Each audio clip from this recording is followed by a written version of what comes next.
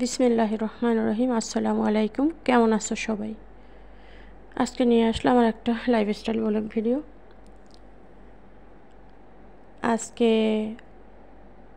ডাউলের বড়া, মানে ডালের বড়া ভেজে তারপর আবার রান্না করছি। প্রথমেই দেখাইছি, এটা ডিটেলসে তেমন বেশি কিছু দেখানো হবে না, কারণ ভিডিও বড় হয়ে যায়। যাই হোক, আমি হীরা নিয়ে আসলাম আর একটা লাইফস্টাইল ব্লগ ভিডিও। আজকে তো ঘুরতে গেছিলাম, যার জন্য আর তেমন কিছু শেয়ার করা হইল না। যাই, কালকের যতটুকু ভিডিও ছিল, আজকে তো রান্নাবান্নাও হয় নাই বাসায়, তো আজকের ভিডিও তো আর আজকে শেয়ার করা হবে না, ইনশাআল্লাহ কালকে শেয়ার করা হবে। তবে একটা বাস্তব ঘটনা তোমাদেরকে বলি, নিজের আশেপাশের মানুষের সাথে ঘটে যাওয়া। আমরা যারা মেয়েরা, মায়েরা, বউয়েরা, বোনেরা, সবার সাথেই এরকম হইতে আছে। সবাই এরকম, প্রায় মানুষ এরকম করতেছে। আমি আজকে জুয়ান, আজকে অল্প বয়স হয়তো বা যাই হোক, আমি আজকে চলতে ফিরতে পারতেছি, আমি ইনকাম করতেছি, আমি সব কিছু, আমার হাত পা আল্লাহ চারটা পাঁচটা দেশে, কি বলবো, মুখে অনেক কিছু আসে। আল্লাহ চারটে হাত পা দেশে করে খাইতে পারতাছি, এটা আল্লাহর কাছে কোটি কোটি শুকরিয়া দেয়, আলহামদুলিল্লাহ। কিন্তু আমাদের বাবা মা যারা একটু বয়সে পার্থক্য এসে গেছে, আমরা অনেক অনেক আপুরা এত সুন্দর সুন্দর কমেন্ট করে, বা যেমন ওই যে বিক্রমপুরের আপু, মুন্সিগঞ্জ বিক্রমপুর থেকে আপু বলে, শাশুড়িরে এত যত্ন করে, শুনে কিন্তু কলিজা ঠান্ডা হয়ে যায়। তারপরে আরও অনেক অনেক আপুরা আছে যাদের কথা মনেও থাকে না। আর যারা আমরা মেয়েরা, আমরাও কিন্তু বয়সের একটা সময় ব্যবধানে আসবে, হ্যাঁ, সেই সময় আমাদের বেলা কিন্তু আমরা যেটা এখন করছি সেটা কিন্তু হবে, এটা কোনো সন্দেহ নাই। হ্যাঁ ছেলে, তুমি বউয়ের কথা শুনে বাবাকে মাকে অপমান করো, আল্লাহ কেমনে সহ্য করব? হে বউ, তুমি তো একদিন ওই রকম বৃদ্ধ হবা। তুমি কেমনে হাসামিসা হাজব্যান্ডের কাছে বইলা তারপরে শ্বশুরকে কষ্ট দাও, শাশুড়িকে কষ্ট দাও। এমনকি এমন ছেলে চোখে দেখছি যে বউর কথা শুই না, বাবা মার সাথে কথাই বলে না। হায় রে কপাল পোড়া মুসলমান আমরা! কি মুসলমান হইলাম? কেন দুনিয়ায় আসলাম? যার জন্য পৃথিবী দেখলাম, আল্লাহ পাক রব্বুল আলামিন বলছে, মা যদি বেশ্যা হয় তাকে বেশ্যা বলা যাবে না, বাবা যদি গাজারু হয় তাকে গাজারু বলা যাবে না। বাবা মা যত অন্যায় করুক, তারা কিন্তু যদি আমার সাথে কোনো অন্যায় অত্যাচার করে থাকে, তাদের বিচার কে করবে? আল্লাহ একজন আছে, আল্লাহ ছাড়া কেউ এইসব ফয়সালা করতে পারবে না। কিন্তু তুমি 2 দিন ধরে আইসেই তার বাবা মার কথা কানে লাগাইতে লাগাইতে, তোমার ছেলে মেয়েও দাদা দাদি ফুফু চাচা কাউকে দেখতে পারে না, শুধু তোমার ফ্যামিলি নিয়ে থাকো। কি বলবো, এত খারাপ লাগে আপুরা, কেউ মাইন্ড করবা না, কথা যেটা সত্যি কথা ওটাই বলছি। আর একটা ভাইরাল ভিডিও আজকাল দেখতেছি, জানি না, আমি বলতেছি, আমি যতটুক জানি অতটুকু আমি বলবো। আর একটা কথা হচ্ছে, তোমরা যারা এই কি জানি মহিলার নাম মনেও থাকে না, ওই শামিমার বোন জানি কি নাম, ওনার নামটা একটু মনে আছে। এইটা দিয়ে যারা ভাইরাল হও, যাদের চ্যানেল মনিটাইজেশন হয় নাই, এই যে মিক্স ভিডিও দিয়ে তোমরা ভাইরাল হইতে চাও বা তোমাদের ভিডিও ভাইরাল করো, সোনা বন্ধুরা, তোমরা কিন্তু সময় মতো ঠেকে যাবে। হ্যাঁ, হয়তো মনে করো ক্ষণিকের জন্য তোমার ভিউ আসছে, দেখো আমরা কিন্তু কারো ভিডিও নিয়ে, কারো নিয়ে আমরা কিন্তু ভিডিও বানাই না, কারণ এগুলি আমরা জানি, শুনছি।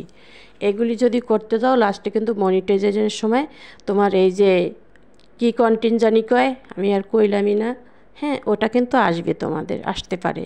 আমি যতটুক জানি, মিক্স ভিডিও ছাড়া যাবে না বন্ধুরা, কেউ এই ভুল করো না। আর যারা মনে করো মনিটাইজেশন অন হয়ে গেছে, তাদেরটা তো হয়েছে। আর এক কথা, এই যে মহিলারে নিয়ে রিমা মহিলার নাম আমার মনেই থাকে না, কারণ ওনার ভিডিও আমি আগে থেকেই দেখতাম না। হ্যাঁ, ডং সং আমার পছন্দ হয় না, কারণ আল্লাহ পাক রব্বুল আলামিন বলছে, হজ করিয়া আইয়া যে ড্যান্স মারবা, এইটা বলে নাই আল্লাহ। সে যেভাবে ভিডিও বানাক, যা মন চায় তাই করুক। অনেকেই এই ভিডিও দিয়ে ভাইরাল হয়েছে। তো তোমরাও যদি হইতে চাও হয়ে যাও, কোনো সমস্যা নাই। আমি এক জায়গার থেকে আসছি, খুব টায়ার্ড লাগতেছে, তারপরও ভাবলাম ভিডিওটা একবার ভাবছিলাম যে আপলোড করব না, আবার ভিডিওটা আপলোড করে দিলাম। আজকে রান্না করছি খাসির কালা ভুনা এবং ডাল বড়া বানিয়ে, সেটা তো মানে সেম সেম যেমন আমরা তরকারি রান্না করি ওরকম রান্না করছি। হয়তো তোমাদের ইচ্ছা করলে একদিন খেয়ে দেখো, হয়তো বা ভালো লাগতে পারে। আর পুরাতন বন্ধুরা তো জানি আমরা, নতুন বন্ধুরা ওই যে বলো না আইসা, আমি তো ওগুলি বলতে চাই না, কেমন জানি না, খারাপ লাগে যার জন্য চলে আসে মুখে। ওই যে আয়সা বলো না যে বন্ধু হইলাম, ওটা কিন্তু সঙ্গে সঙ্গে একদম রিমুভ হয়ে যায়। তুমি যেই বলো যে নতুন বন্ধু হয়েছি, আমিও বলি হ্যাঁ আমিও তোমাকে এখন নতুন করে রিমুভ করে দেব, বুঝলে? তাই ভালোভাবে কইরো, সুন্দর মতো আমাকে বন্ধু বানাইও, আর বন্ধু বানাইও কমিউনিটি থইয়া, তারপর তোমরা করবা, ওই মেসেজ দিবা আইসা হচ্ছে ওই ভিডিওর নিচে। আর যারা তোমরা এইসব কমেন্ট করো তারা কিন্তু ভিডিও দেখো না, বুঝছো? এটা কিন্তু সকালের নাস্তা, একটা টমেটো এবং একটা ডিম, এগুলি কিন্তু আমি প্রায় দিনই খাই, এটাকে শেয়ার করা হয় না। এই আর কি, তোমাদের মাঝে অনেক কিছুই বলছি কারণ খারাপ লাগতেছে বন্ধুরা। কিছু কিছু দৃশ্য, কিছু কিছু জিনিস দেখে খারাপ লাগে। তুমি ছেলেটা পাইলে কোথায়?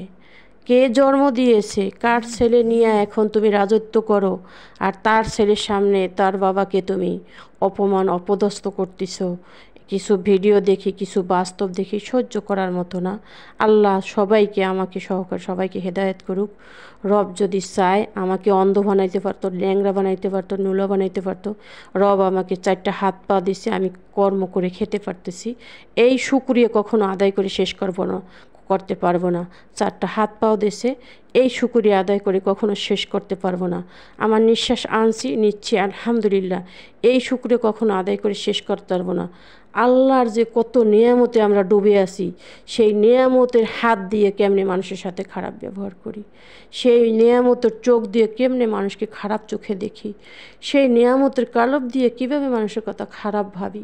হে রব, তুমি তো সব জানো, তুমি তো রব্বুল আলামিন, তুমি তো রহমান, তুমি তো রহিম, তুমি তো মালিক, আমি তো গোলাম, আমার 14 গোষ্ঠী তোমার গোলাম। তুমি যদি ক্ষমা না করো আমার কোনো ক্ষমার জায়গা নেই। আমি সব জানি, সব বুঝি, কিন্তু বলার ভাষা পাই না। কিছু কিছু মানুষ এতটা কেন এরকম হয়? আমি কর্ম করে খাইতে আল্লাহ নিষেধ করেন, আল্লাহ বলছে তুমি কর্ম করে খাও, সমস্যা নেই।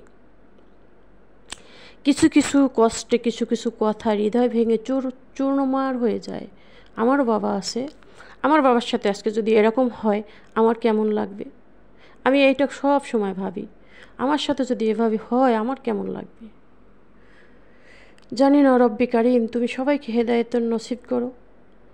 আমল ইমান নিয়ে জানি কবরে যাইতে পারি, কবরে সামান নিয়ে জানি যাইতে পারি, বেশি কিছুর দরকার হয় না। আমি বেশি কিছু ধন সম্পদ আল্লাহর কাছে চাইনি কখনো, এখনও না।